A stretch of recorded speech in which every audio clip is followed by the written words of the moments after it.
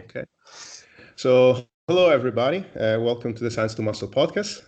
This time I have with me Szoták Andrei, who is the host of the Muscle Engineer podcast. So, welcome, Szoták.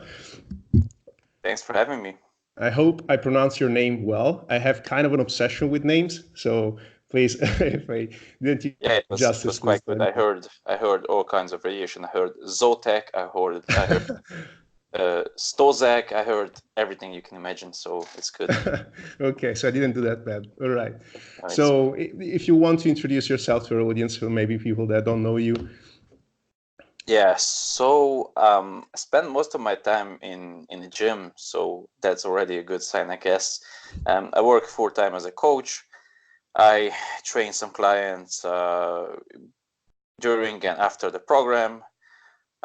Like you said, I host the Muscle Engineer podcast. I do some online coaching on the side. So I'm basically living the full-time glamorous life of a fitness entrepreneur, if you wish. Cool. I'm just waiting for my Lamborghini to arrive, and so I can just drive off to Ibiza or something. Yeah.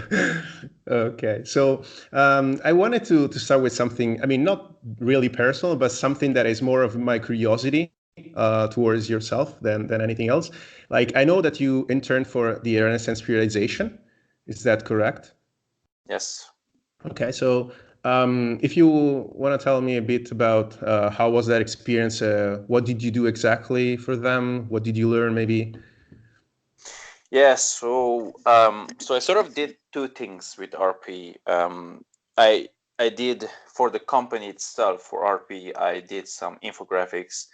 I did some content creation. Basically, I wrote some Instagram posts. I created a couple of I created quite a lot of infographics for them. And then what you're referring to, I guess, is I had an internship under Dr. Israetel, who is one of the co-founders of RP, but I was not an intern under RP itself. I think it's a word, it is a differentiation to mention. So I was interning under Dr. Mike. I took on some online clients, and I did basically the regular stuff, so I did their diet and training programming, and I sent that over to Mike before I sent them out to the clients, and he basically reviewed them and sort of offer some suggestions, some stuff I could maybe improve a bit or change here and there.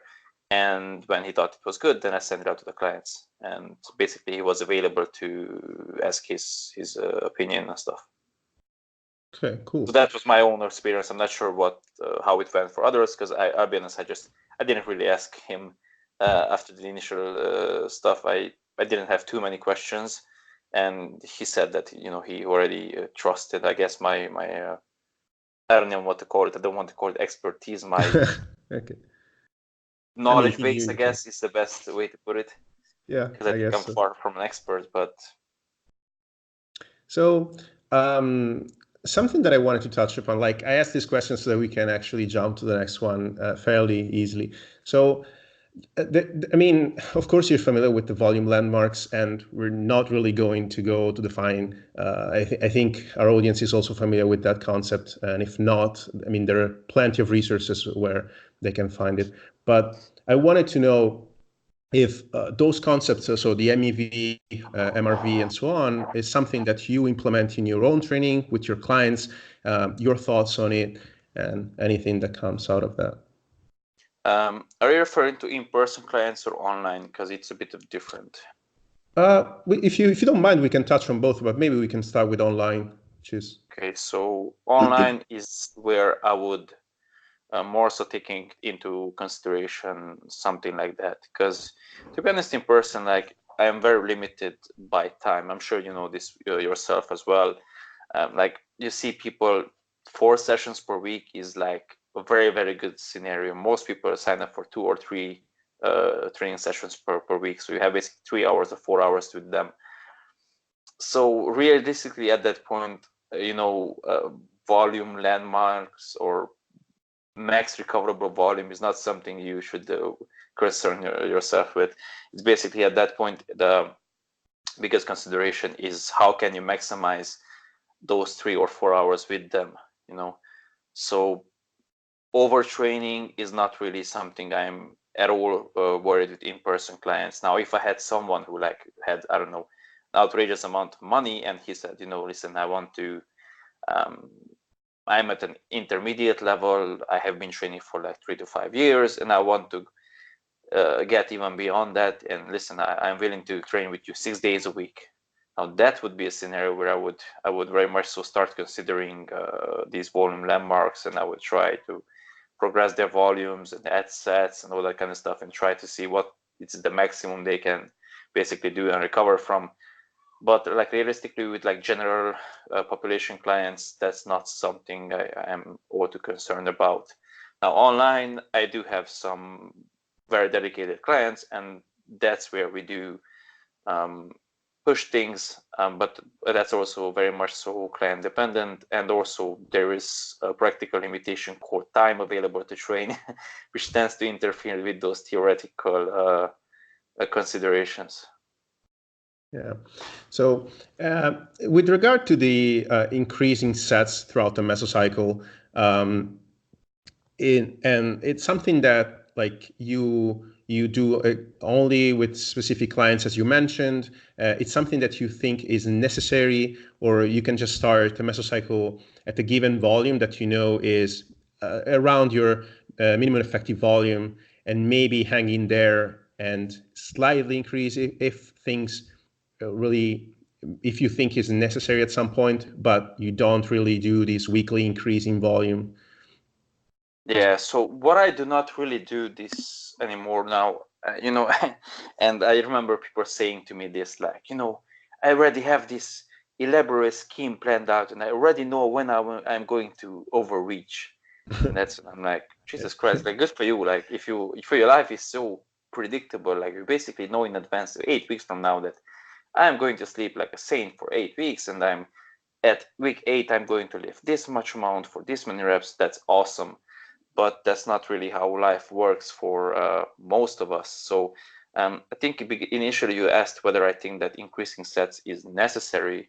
I don't think it's necessary. I think there have been plenty of people who have stuck with the same set amount. In fact, I think most people, like in person, outside of a couple of younger guys who also follow like Mike and these kinds of guys, like people who have been training for a lot, I don't think any of them is increasing their sets. Like they either do like 3 or 4 sets per exercise, work sets per exercise, and that's where they remain. Usually they just progress by a load. And I also know, obviously online, but I also know a lot of people who just start, like for example, I'm sure you know Jordan Peters or Callum Raystrick, or those guys who more so do a lower-ish or more moderate volume, higher intensity type of training. Or Joe Bennett, the hypertrophy coach, would be another good example.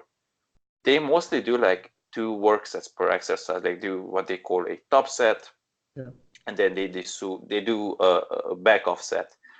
So basically, that's 2 working sets per exercise. And as far as I know, like they don't just go from 1 top set to 2 top sets, because then it's not really a top set anymore, And now, of course, you can add more back down sets, but please let me know if I'm digressing here, because I can go on these very long tangents. No. Actually, it's something like forget.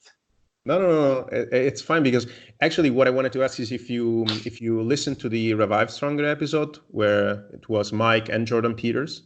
Of course. Yeah. So and in that, I mean, first of all, in that episode, I mean, I was really shocked about how humble Jordan is. Like. I had the feeling it was like it wasn't really a conversation, and it's not like, I'm not saying this in a negative sense, but it was like Mike lecturing Jordan on his approach.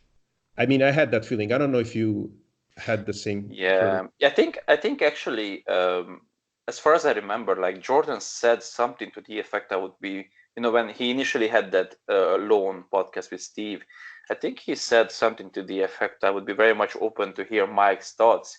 So I think he, like you said, he went into that conversation trying to hear Mike's opinion. So basically, like you mentioned, he went into it with the student's mindset, which is awesome.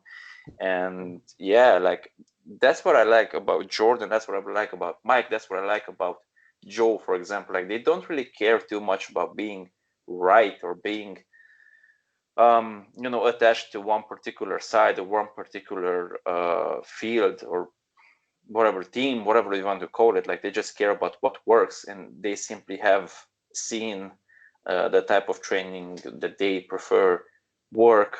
But they also, Joe and Jordan have both been very open in admitting that it's also very much dependent on your psychology and your personal preference. So Jordan, like I was showing this to the colleague of mine. He posted some incline presses today on, I think, a hammer strength kit. He was 7 plates per side or something. Unreal. And he was just screaming like a madman. Like one, I don't know, I'm not the kind of, I just don't have that sort of personality. Two, I guess I could get away with it in my own gym because I work there, but I would very much likely be kicked out of most gyms here in Romania. I'm sure it's the same for you in Italy. So we couldn't really train like that because we would have to open our gym or something like that. So there are already 2 reasons why that style of training probably wouldn't work for us. But it's also probably why it works for him and for people like Jordan. But Jordan said also in that episode with Mike that he only had like one training partner in like 10 to 15 years, which is his girlfriend, Corinne, who was able to sustain that sort of training. And I think for me personally, like saying that, only one person survived is already a sign that it's probably not the best, the most ideal way to train for most people. Because, it's like those Chinese or Bulgarian weightlifting philosophies or approaches when, we take 1,000 kids or youngsters and one of them is going to go to the Olympics and the rest of them are going to just burn out or injure. Awesome for that one person, but what about the rest, Yeah, that's really a good point. I don't know if you're familiar with Josh Bridgman. He's a man physique. Tangentially, let's just say I haven't had much interaction with him. We had some back and forths. I've seen his photos. He looks great. Mm-hmm. Yeah, I mean, it's just that he brought up the same point that you said. The approach that you take is influenced a lot by your personality and the kind of person you are. So when you hear this guys that the English crew sort of that trains to failure, and they say because we enjoy it, because we like it a lot.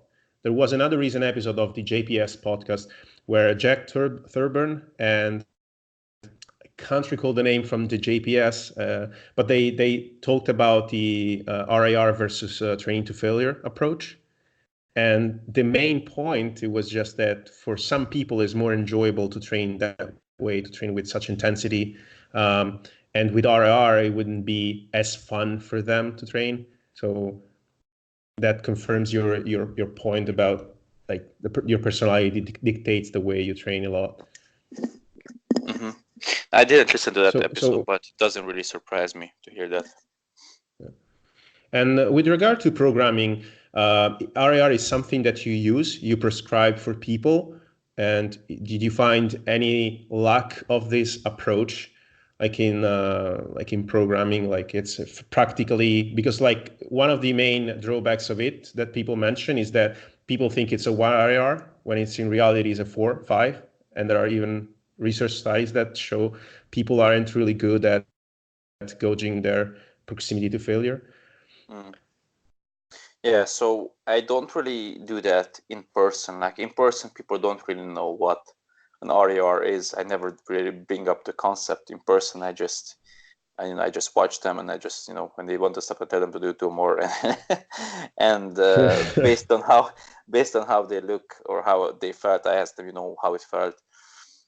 I just increase the weight if needed. If not, we can keep it the same, and I write it down, and I usually just progress the next time around. So it's not a huge issue because progression is going to take care of most of it. Like for example, once again going back to personality, like I vividly remember, like this was I think last year. I had 2 clients. One of them, like she was basically purple in her face, and I would ask her, how did it feel?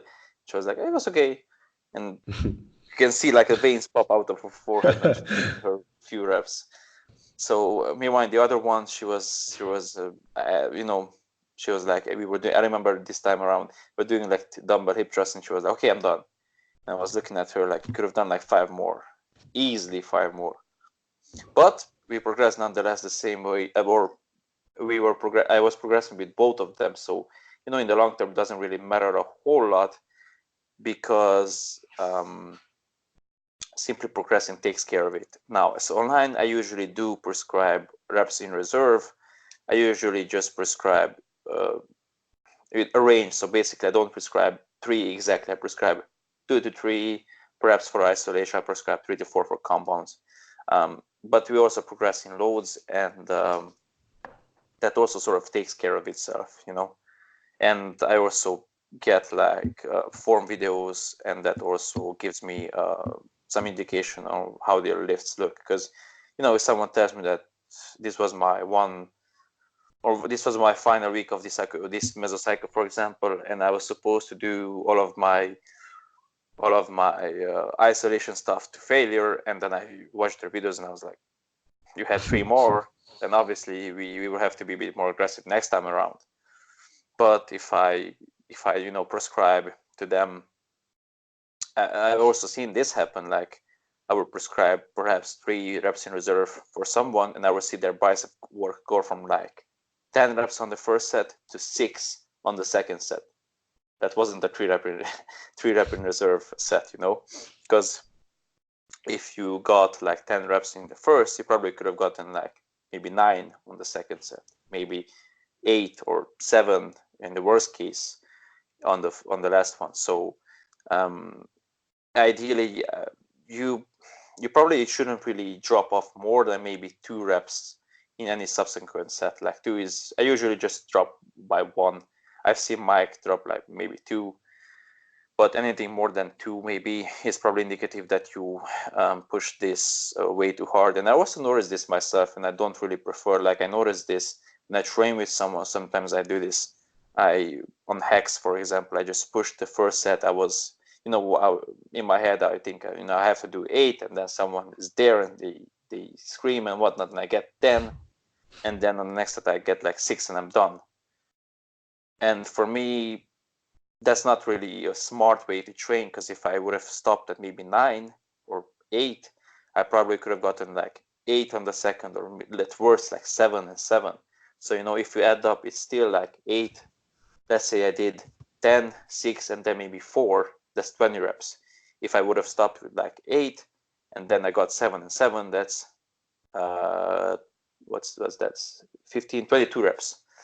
So that's 2 extra reps on the not taking to failure type of approach. Now, I'm sure some people will argue, but those failure reps were more effective, and I know you want to get into the effective rep concept, so we can also tackle that.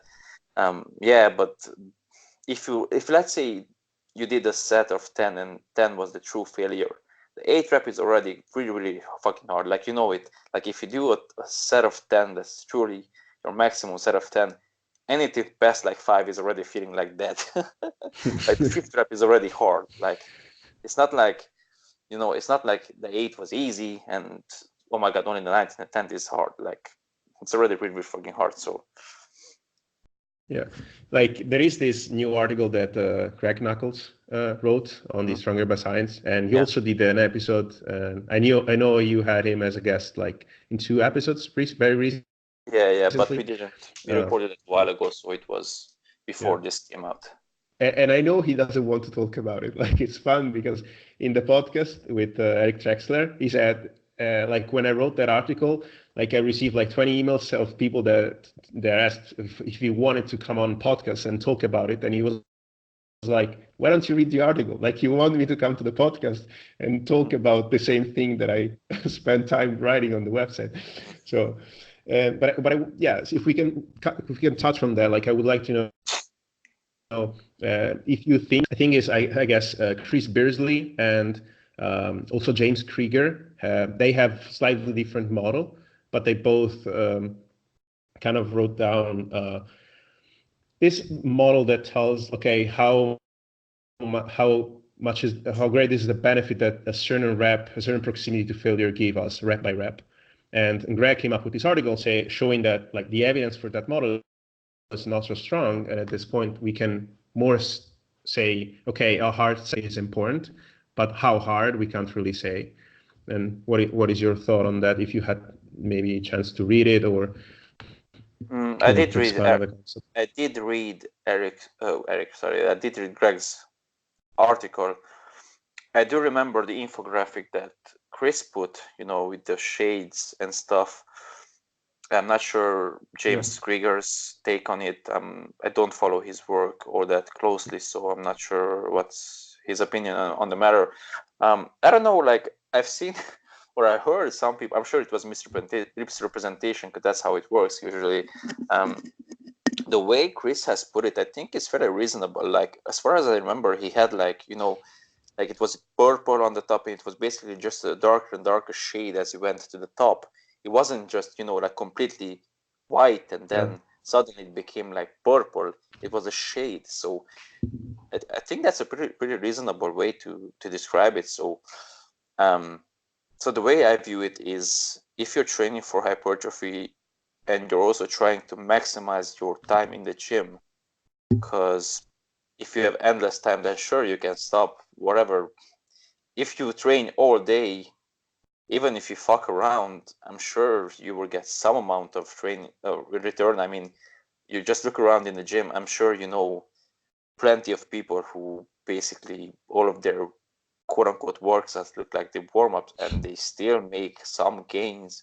Now, how much progress they make in what time frame, that's debatable, but it's not like they don't make any gains at all. So so that's for sure something we can already just dismiss, in the sense that if this argument that only the last 5 reps, let's say if you were to take your sets to failure, then only the last 5 reps are really stimulative and the rest are just waste. I don't think that's true. I think that was Greg's main point. I think he was referencing some studies where people like stopped like far from failure and they still got stronger and bigger. So I think the argument isn't really whether you can get bigger and stronger staying far away from failure or not, whether is it really a good way or a smart way to train. Now, what I will say to that is that if you're stopping your sets so far away from failure that you can't, there's a train coming, by the way, so I hope it won't be too loud. So if you're stopping your sets so far away from failure that you have no idea how many reps you have left, like if you ended your set and I came up and I asked, hey, how many sets do you think you could have done? How many reps, you could have done with good form? And you were like, I have no idea. A lot. Then that's probably indicative that it's probably way too light and you should start putting some more weight on the bar and pushing stats closer to failure. But I think once you get into that range of quantifiable, and by that I mean 5, because anything past 5 is it 5, is it 6, is it 7, is it 8, is it 10? You don't really know. Like you're so far away from failure. I mean, even the original RPE, I think the original RPE scale, there was a point where basically it was not even worth considering. I think was it Mike Teixeira who developed this the RPE scale for lifters? And sort of Eric did some follow-up work on it. The reps in reserve, Eric and Mike Zurdus, I guess. Was it Mike Zurdus? But anyway, the point is that past a certain point, you're basically just, I don't know. So basically, you don't know. So once you get into that range of, I can already tell how many reps I would be able to get, I think you're already in that good enough zone. Now, I think from that, once we establish that, then once again, this is where basically, this whole argument of it's funny, it's amusing me, because it's people should I do more volume or should I do less volume and train to failure? It's people who are debating each other, who are already interested in training, are training hard, are training often, are taking things seriously. They probably eat well, they sleep sufficiently because they care about these things. Like, have you ever heard someone who just, comes to the gym 2 times a week just to, uh, just the way Romanians put it is just to stay in shape or keep myself in shape? Have you ever heard these people talk about RIR? They have no idea what that is. So by definition, or simply by having these arguments, you already you have a sampling bias. Basically, you already pre-select people who are interested in this stuff and who take it seriously. So that's already going to take care of most of it. Like, if you are interested in it and you take it seriously, it's probably going to mean that you do those auxiliary things that I mentioned, like diet and sleep, recovery, but also you're probably going to be consistent and you're going to train for a long time. And those are far more important than whether you would stop at 2 reps in reserve or 1 or 4. I hope I answered this. I can talk a lot, so please let me know if I missed something you asked. Yeah, sure. It's funny because when you mentioned that, I was thinking about, I have people that message me on Instagram and tell me, look, I'm doing 30 sets for chest per week. Is that enough? And I'm like, wow, that's a lot. Like, I can't remember the last time that I did 20 in a week. And I don't know, send me a video of what you consider a hard set, and let's see what you consider like training hard. And maybe we can look at, okay, is this too much, or are you actually training effectively? I really don't understand people. Like, I understand the competitors that have this mentality, okay, I don't want to leave anything on the table that could have got me the first place, and I got second. I understand that. But like the normal people that want to be in shape and look good, like, I would be more inclined to think, okay, let's spend the less time that I can in the gym and get the most out of it, rather than the opposite. Like, it's really unreal. I don't know if it's the same there, but like in Italy, this is a really like a lot of people are doing lots of sets per week, lots of like increasing sets every microcycle. I don't know if it's a trend in Italy or whatever. I don't know if it's the same there. No, not really.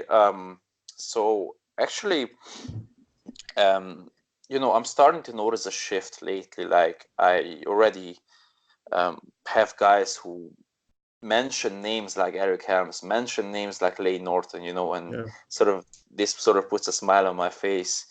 But it's still very rare. Like, most people still do workouts. They work their muscle groups once a week. Like, they do the bro split.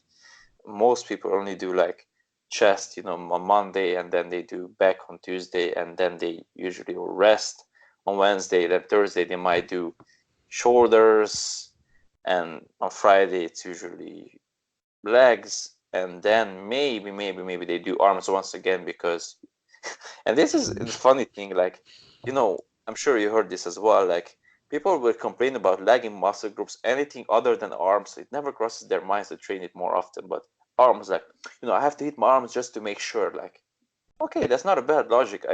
Actually, it's not a bad way to do things. Like, I want to prioritize these muscle groups. Perhaps I should train it more, but heaven forbid you train your legs twice a week, because people look at you like, what? So no, it's still, I think the majority of people still train once a week. I even had, like, and this is something that annoys me, I've had people who I've told them, like, I have a friend who basically has no legs, and I told him, listen, you need to train your legs 2 times a week at least, if not 3 times. What am I going to do the rest of the muscle groups? Like, just do upper lower. But that's not enough, because he's used to doing chest on its own and doing like 20 sets or whatever. So I think it's still very, very I think we're still behind the curve, so to speak.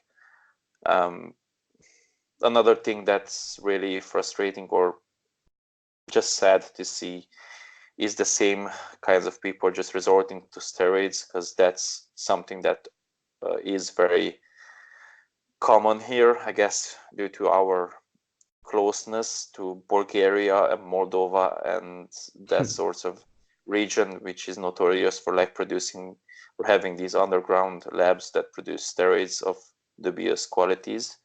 So you wouldn't imagine the number of people who like basically resort to steroids out of laziness or out of lack of patience or lack of discipline, lack of willingness to work hard. Like I would say that 95% at the minimum, if not 99% of steroid users are simply people who want to look okay. Like they are not your I'm already at natural pro level. I'm curious, if I took drugs, could I achieve like a IFBB pro card, or could I get to the Mr. Olympia stage? Like most of them do not compete. Like there is this Sad. culture of, and this is even worse, like in this underground community of, in the nightclubs and the anyway, it's sad, like people who this is the typical, I think this is still a stereotypical Romanian bodybuilder or the gym guy is one who is fat, has tattoos, and is on drugs. And so it's basically he's big, but he's also like has a lot of body fat. I think if you ask people what they thought, that would be still the most common way of that people visualize like gyms in Romania. Like I'm sure if you ask foreigners, they would think so. And maybe I'm just wrong. Maybe I'm just pessimistic. Who knows? No, but I can tell you, like here is unfortunately, and it's really sad that you said, as you said, the same. Really, really seem. I don't know how exactly the situation there, but I just recently changed gym. So I was training at the local gym, and it was really like the average age was like 20 maybe, and a lot of young guys, like really clean environment if you want. And now I moved to a bigger gym in Rome, which is one of the best in Italy, probably, if not the best. And you can imagine the kind of environment that there is. And the thing that surprised me and shocked me the most, it was like, I know the environment there. Okay, so when I went there, it's like, because I have all armor strength, Nautilus, they have everything. Like, it's amazing. But I also thought, okay, let's go there, and I'm gonna be not only the smaller, but also the weaker. Okay, and that's something that motivates me, because I can see people that really train hard, really train with intent, and are way stronger than me. And it was not like that. Like that was really, like I was really let down by that. Like I've seen things like, okay, on the pendulum, I've seen people big as me or even bigger, like put on 40 kilos, 50 kilos, and then I go there and I put 160 for reps. What the hell is going on? Like, and it was not like just one guy. Like I saw other people like that. There is the occasional guy who benches like 140. I've seen that. But if you look at the average, like most people are way weaker than what you would imagine if you just look at them. And I don't know the reason why, but I can surely, they certainly don't train hard. Like I can see that they talk between sets, like they have fun, and they don't really seem to be pushing things really hard. So it's really sad. Yeah, I think that was, this is one topic where I will just, I'll fight till the end of my days. Like one topic where I just vehemently disagree with like Greg. He wrote this article that, steroids, Lyle usually just mocks him that steroids only help a little, basically. And no, like, sorry, but I've seen people transform in front of my eyes, like people who were way smaller than me, way weaker than me, didn't change anything other than they started taking drugs, and now they are way bigger, way stronger. Like, I'm sorry, but no, like, steroids don't just help a little. Like, if they only helped a little, people wouldn't take them. Use them, So, yeah. exactly, like, and we also have, since you mentioned, we also have in our city, there is this bigger gym most of the people who want to be fancy basically go there, but there's a severe drug culture there, and I've seen so many guys who were big and strong, and then couple months down the line, or you can basically see them transform in their pictures. Like either it's in the older pictures, you can look at them and they looked meh, and now they are jacked, or it's the opposite where they used to be very big and now they just look like skinny. They shrink down. And that's basically only the drugs. Like, I'm sorry, but yeah, for now, even if you stop training. Like, speaking of Josh, and he was very open about this, Josh Bridgman, and I had this discussion with someone in Larry's group that he said that he took like 250 milligrams of test per week, maybe 300. So basically a baby dose, like something that most people wouldn't even deem efficacious. And he said that it doubled his natural testosterone, like from 650 to like 1300. And I know that test levels don't exactly correlate, but if you think that going from 600 to 1300 is not going to also give you muscle and strength, then I'm sorry, like I have news for you. Like I've seen reports. I'm in this testosterone group just for fun, and I've seen people who were like borderline hypo, what's the word? So basically they were on like 300, on the testosterone level, like it goes from 300 to like 900 to 1000, something like that. Nanogram per deciliter, I think, is the unit. And, they went to a doctor and they simply going from 3 to 600, which is like mid-normal. So it's not really high, it's just mid-normal. Their sex life transformed, their energy levels transformed. They started putting on muscle, they started losing fat, So don't tell me that going from 600 to 1000 or 2000 is going to do nothing. And that's only with 250 milligrams. Like there are people who I know guys at our gym who take like gram plus per week, Now, of course, diet matters, sleep matters.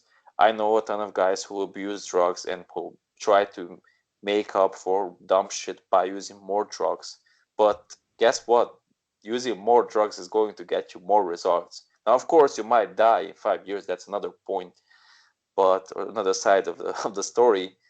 But drugs work. Like, I'm sorry, they do. So, and simply not just that, but the recovery. Like speaking of MRV and that sort of stuff. Like I heard both sides of the story, and I don't want to turn this into a drug discussion. It's just something that figure it's worth mentioning. Yeah. Speaking of MRV and stuff, I've heard stories from like guys who said that I was on trend and I didn't sleep for 2 days and I was fine.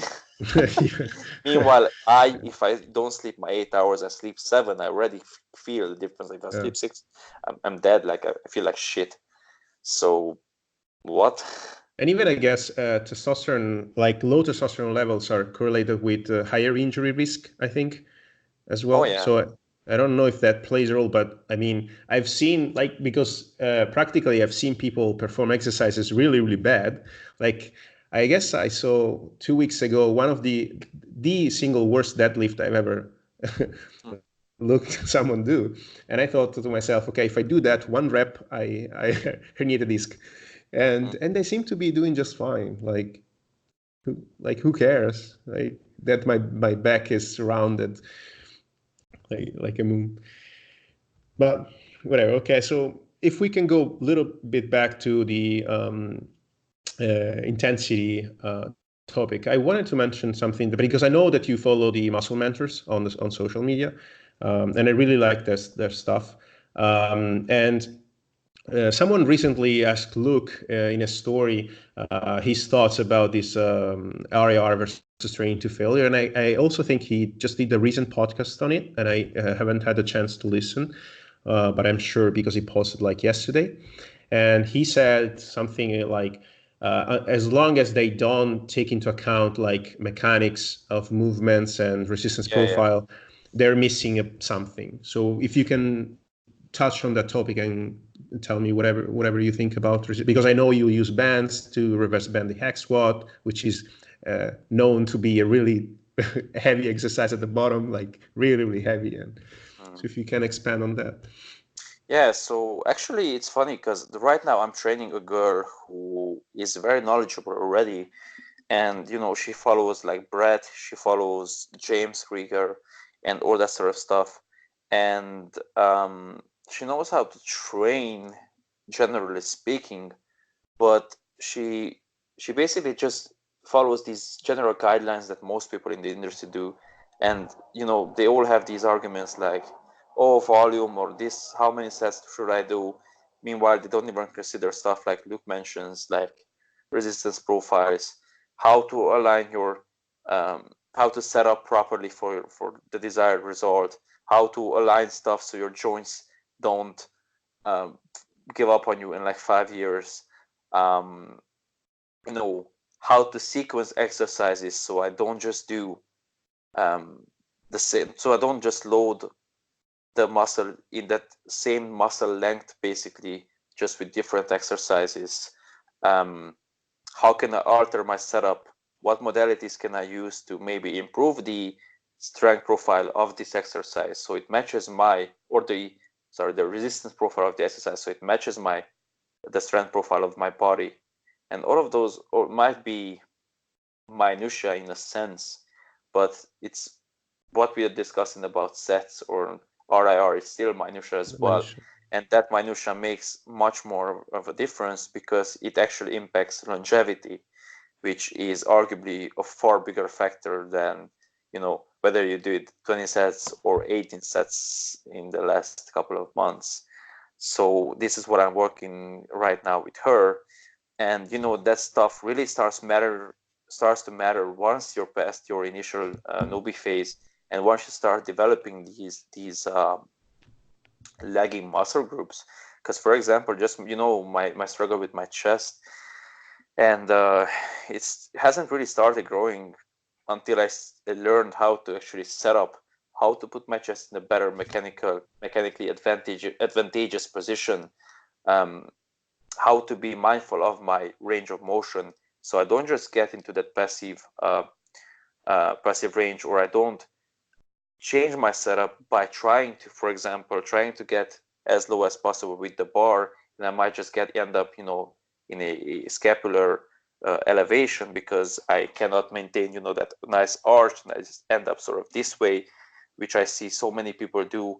They run out of horizontal abduction basically, and to compensate, their body basically elevates their scapula and their shoulders turn inwards, and their pecs lose all of their leverage basically. And that's really obvious once you start. Like I remember just a couple of weeks ago, someone came to me to see the gym, and I was just starting my workout, and we were sort of training together, and he was like, my chest is a really weak muscle group, so I'm really glad that you're also doing the push workout. And the moment he just laid back on the bench and started pressing, I was like, okay, of course it is. I can already tell, like, you're not using your chest at all. Like, it was a typical, hunchback, like pressing like that, and basically it's all front there, no chest. And that's how I did it for a while. This girl I'm training, she uses for all of her pulls. It's obvious she doesn't really use her lats. All she does is basically pull from her upper back, and guess what? She has no lats basically. So these sort of things really matter, and if you don't start developing a very not necessarily but I guess it is an educated way of doing your training, but it's also very methodical, I guess is a better word. So you have to be very strategic and methodical with your training if you want to maximize. Now, of course, this doesn't really matter to that population we mentioned previously who just wants to get fit and then they can do whatever.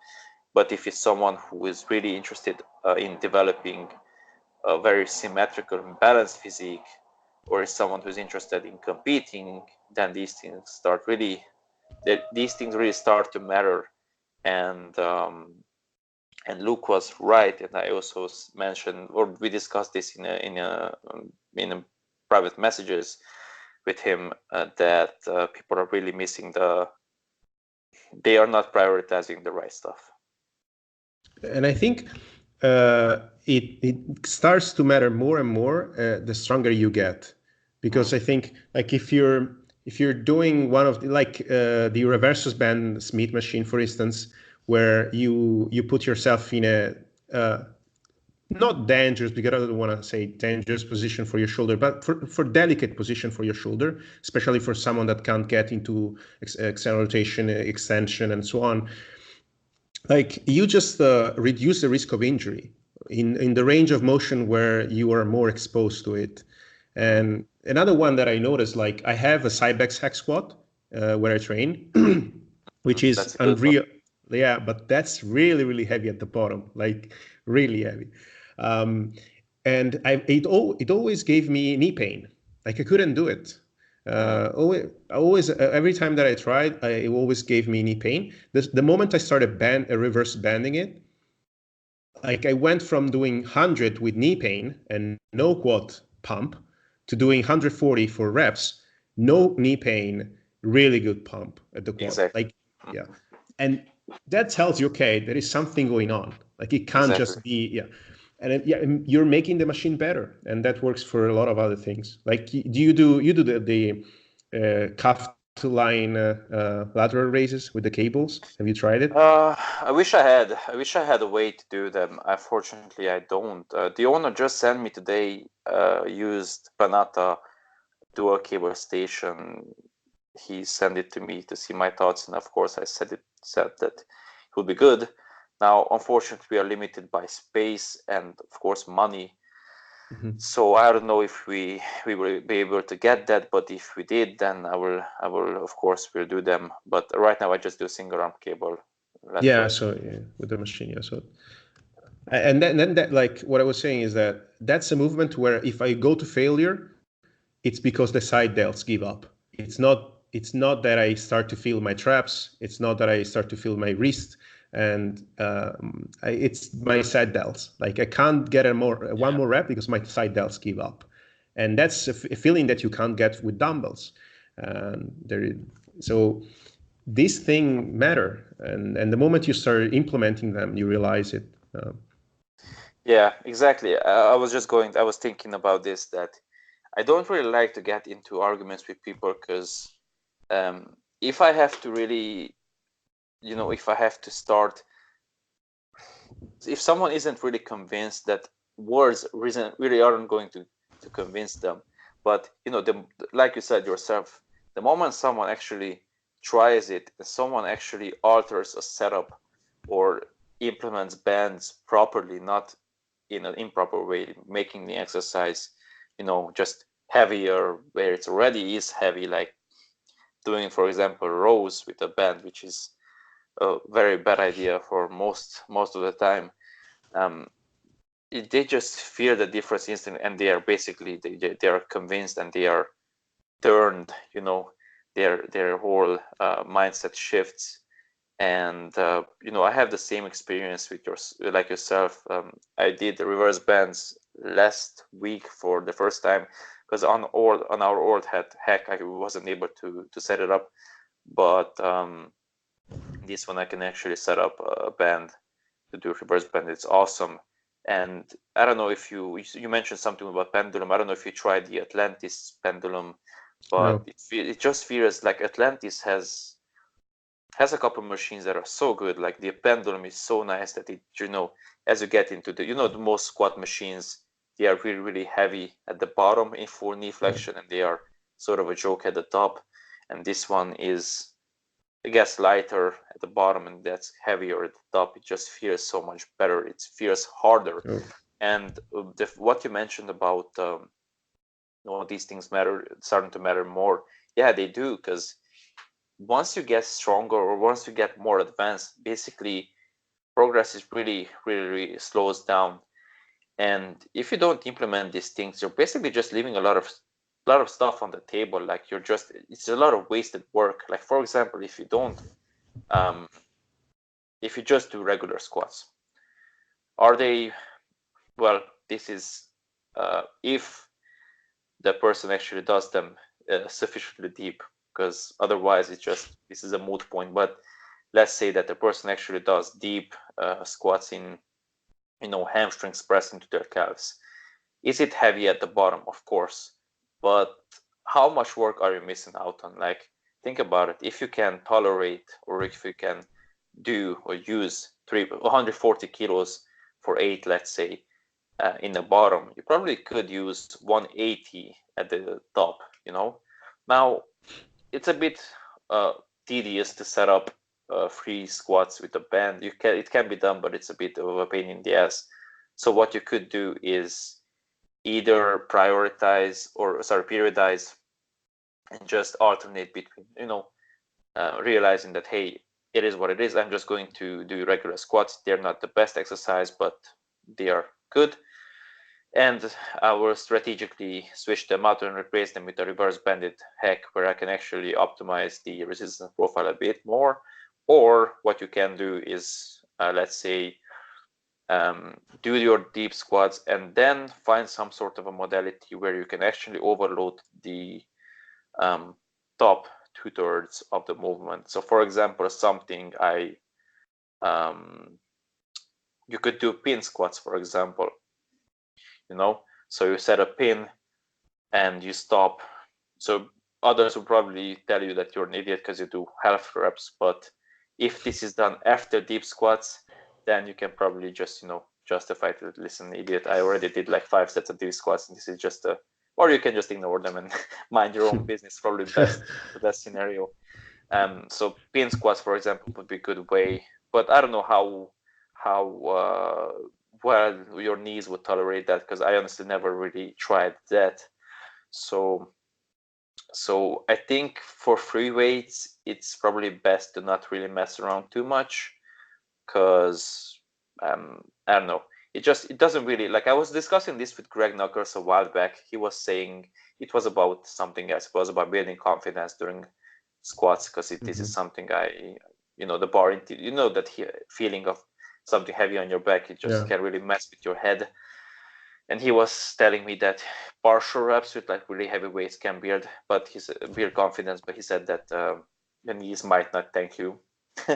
So that might not be the best idea, but reverse banded hacks are awesome.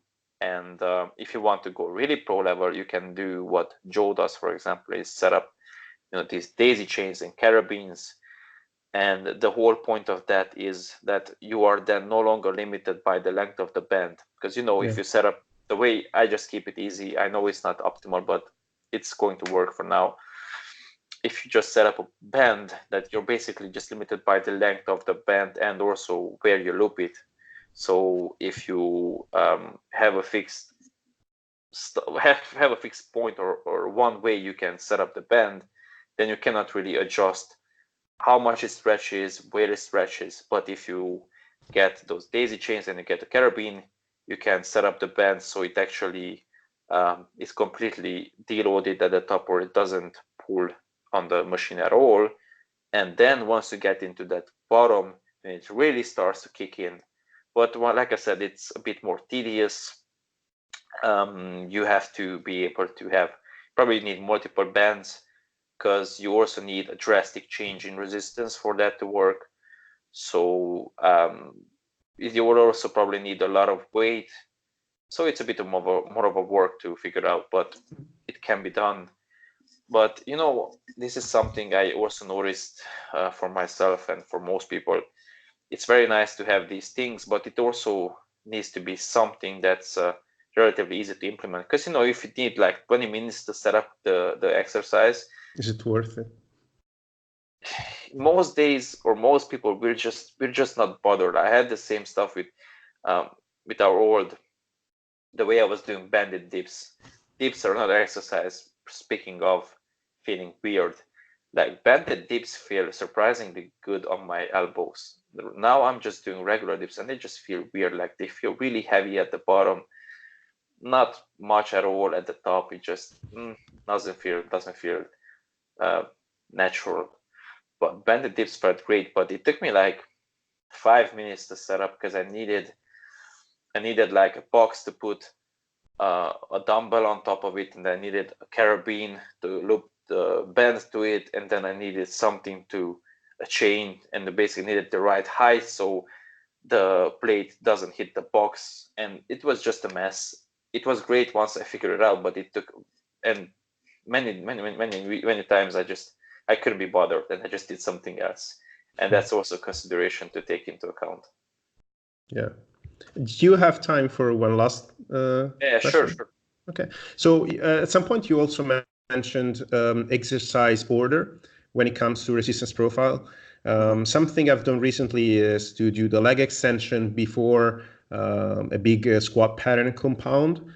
And I also programmed it to a client, and he was like, "Why the leg extension is first?" Like, and I said, "Because it's a good exercise, like the squat, it can come first."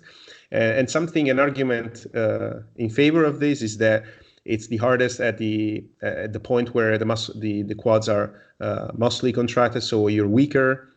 So you do it first because fatigue kicks in the workout, and doing last, maybe you're not using that range of motion efficiently. What is your thought on selecting the exercise order based on the resistance profile of the movement? Yeah, so once again, I was just telling this to this girl I'm training yesterday because I really like her because she asks a lot of questions. And we were discussing stuff about back training. But I also will address the leg extension you mentioned. So I was telling her that, in order to get like the lats really short, you need like a row, and you basically need to come with the elbow. You need to think about coming into your spine, basically, to get into that insertion. But anyway, the point I was trying to make to her, we were discussing dumbbell is that, in order to get to that really, really short position, the load needs to be so light that the rest of range of motion is basically a joke. Or another example I gave to her is like doing post hip thrust, and she was, like I said, she's sort of following Brett and this whole argument that, oh well, post hip thrusts are awesome because there is peak tension at the top and the glutes are short, and then they get so much stimulus. I was like, yeah, they get stimulus in that range, in that isometry, but what about the rest of the range of motion? Because if you're doing like a 6-second pause, where she was doing at the top of the hip thrust, like the rest of 90% of the range of motion is basically a joke. Like if you're using 100 kilos at the top for a 6-second pause, you probably could use 180 from the bottom, So I think there is merit to trying to cover the entire contractile range of a muscle. But from what I heard from Luke, from Joe, from people and from just, noticing what other experienced lifters have done, it seems to me that trying to load a shorter range too heavily doesn't make too much of a sense. Like, do you know those prime extensions? And now to get back to the leg extension, do you know the Prime Fitness? Yeah, Their plate that loaded stuff. you can change Exactly. And Luke was mentioning this in a podcast that the muscle tires regardless.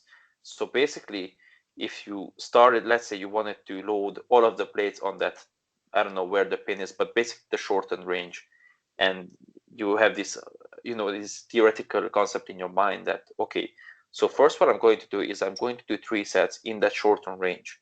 I'm going to really, really squeeze that or nail that part of the range of motion. That's awesome, but that's also going to take away from your force production capabilities for the other parts of the range of motion. So you also need to consider efficiency.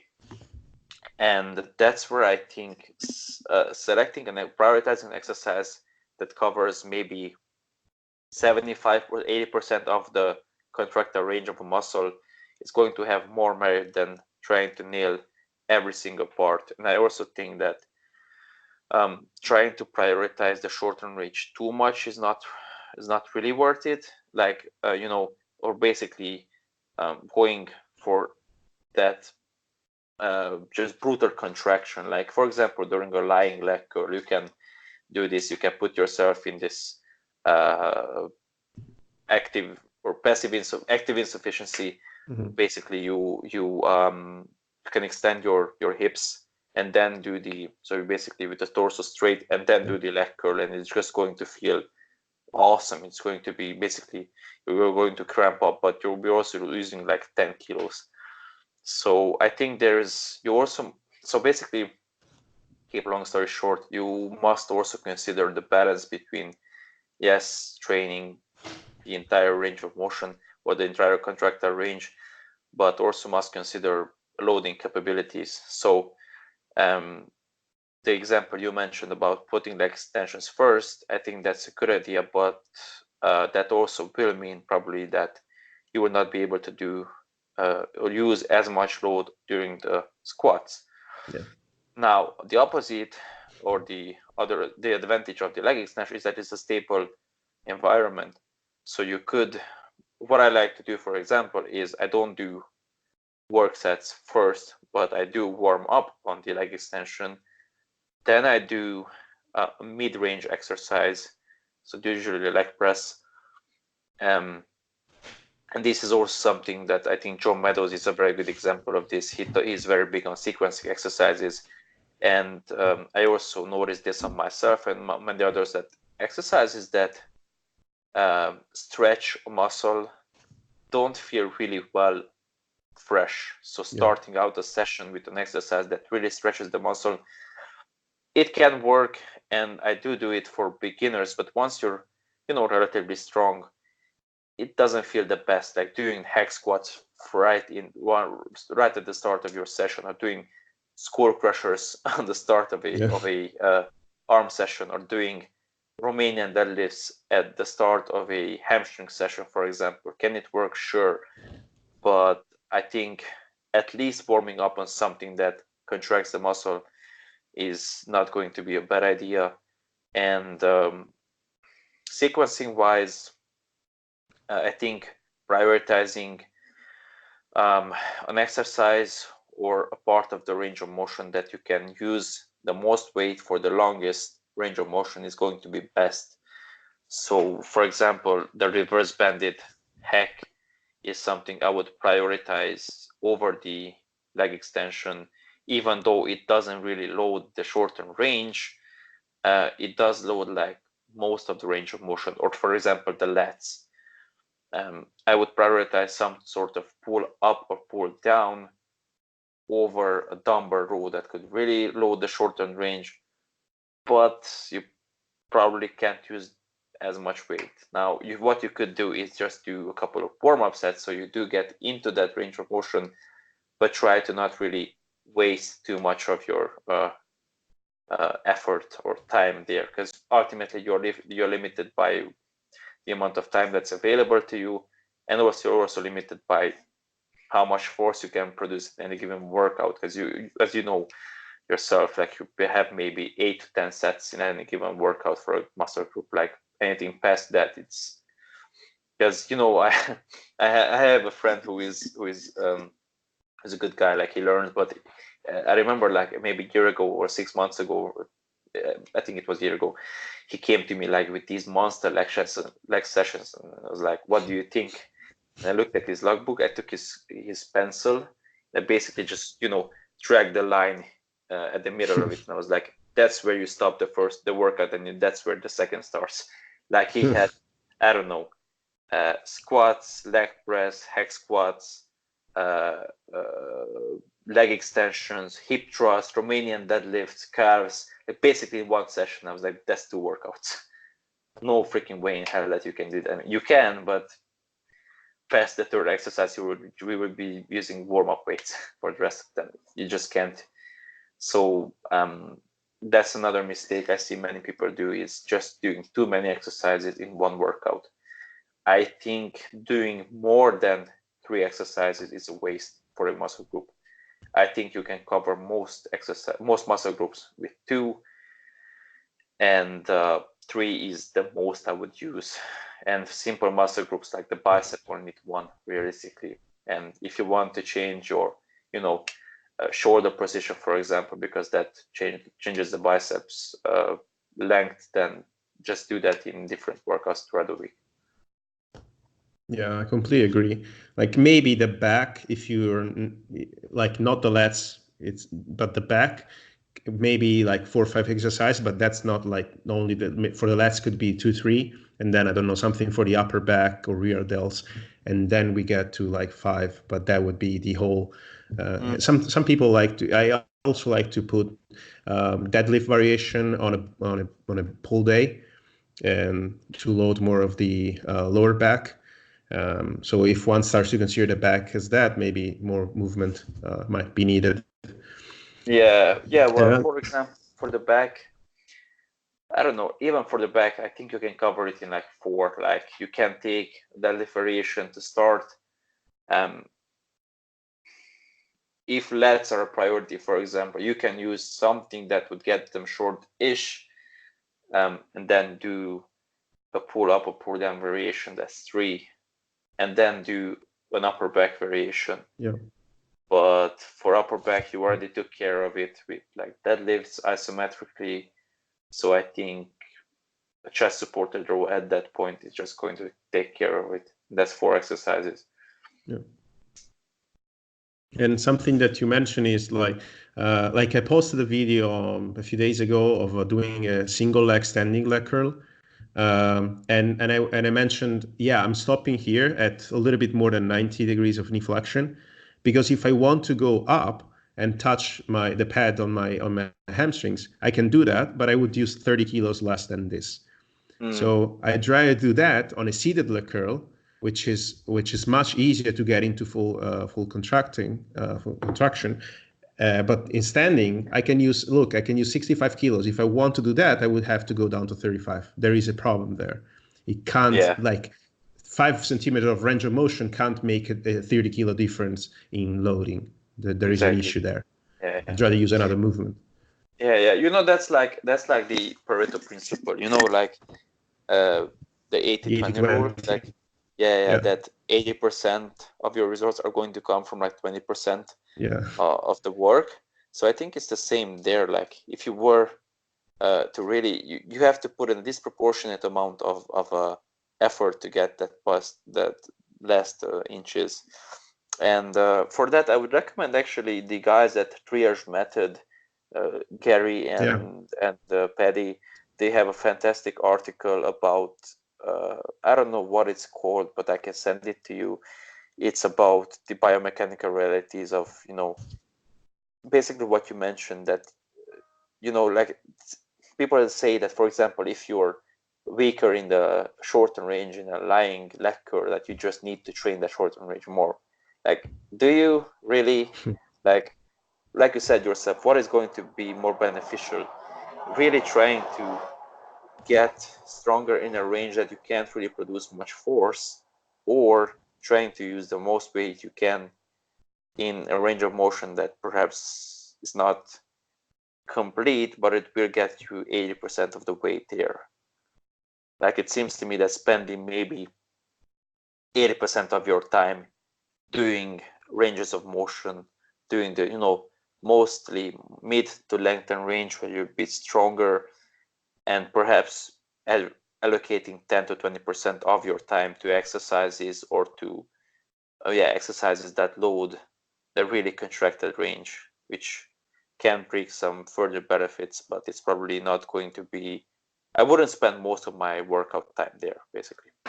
Yeah, I think Joe Burnett is one of those that likes to use like the shortened range as a warm-up to improve my muscle connection. Like I remember he does the like he pushes his arm like in shoulder deduction, transversal deduction, internal rotation, and and gently pushes the arms to warm up the pecs.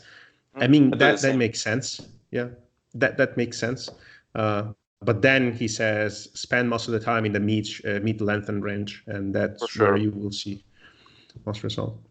Yeah. It's the same, because you can start really firing up the nervous system. You get a nice mind muscle connection. You get a nice pump, and then you can get into your meat and potatoes, so to speak. You can start getting into some actual work. And Joe Meadows uses the same sequencing, as far as I know. Like he starts with the pump exercise, then he does the heavy compound second, and then he finishes with the stretch. And I think that's a great way to do things. And it's funny, because I often think about this. If you look at most experienced people who are also like rational, not just the kind of people who just do the same shit over and over again for like decades and don't learn anything. But the Jordan Peterses of the world, the Joes, the Joe Meadowses, the Brian Cron is another great example for coaching. They sort of end up at the same point. Yeah. They reach the same conclusions, like anything you can do to remain injury-free, anything that allows you to train in a way that's conducive to results, you can progress in, but it's also fun or enjoyable enough that you can actually stick to it and do it for like decades. That's going to be the best way to train. Yeah. Different observation, different population, but similar conclusions. That says a lot about how one can train with longevity. Okay, I think we can wrap that up. It was a really interesting conversation. Not sure if you want to mention maybe your coaching services and where people can find you, your podcast. We mentioned that, but I will put everything in the show notes. Yeah, for sure. So thanks for the opportunity. It was really fun. I also enjoyed this, and as for you can probably tell, I like to talk about this. I can talk about this for a day, and I just barely get started. So yeah, anyone's interested in my stuff, just check me out on Instagram. Is where I spend most of my time. It's Szoták TME, so my name and TME, the Master Engineer. Same on Facebook. You can send me a friend request or that kind of stuff. Check out my podcast, the Master Engineer podcast. I have some very cool interviews there. I think there hopefully more to come. I try to publish an episode a week, but it's sort of life tends to get in the way, and it's usually maybe 2 to 3 episodes per month, something like that. But yeah, that's what I do most of the time. And of course, if someone is from Romania is listening to this, which is not really likely, come check out my gym. Of course, Marco, if you want to come visit us, that would be awesome. Sure. And if someone wants to, if someone thought that perhaps I'm not a complete idiot and they want to reach out and inquire about my coaching services, they can do that too. Fantastic. I'll put every link and stuff in the show notes after that. Thanks a lot for coming on the podcast, Szoták. My pleasure. Thanks for having me. Bye. Bye-bye.